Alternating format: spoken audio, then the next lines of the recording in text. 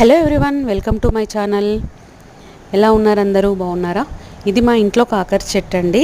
యాక్చువల్గా మా పిల్లలకి కాకరకాయ అంటే ఇష్టం ఉండదు. బట్ నేను ఒకసారి చెప్పాను వాళ్ళకి, కాకరకాయ ఫ్రై చేస్తాను, కాకరకాయ పచ్చడి చేస్తాను నాన్న, మీకు టేస్ట్ నచ్చితేనే తినండి, లేదంటే వద్దు అని చెప్పాను. కానీ ఇప్పుడు వాళ్ళకి కాకరకాయ ఫ్రై అన్న కాకరకాయ పచ్చడి అన్న చాలా ఇష్టం. పులుసు పెడితే మాత్రం తినరు.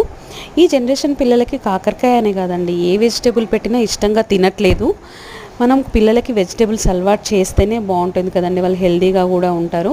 వెజిటేబుల్స్ అనేది తప్పకుండా తినిపించాలి పిల్లల చేత. మీ పిల్లలకు కూడా వెజిటేబుల్స్ అంటే ఇష్టం ఉందా లేదా చిన్న కామెంట్ చేయండి. కాకరకాయ అంటే కూడా ఇష్టపడతారా లేదా కూడా చిన్న కామెంట్ చేయండి.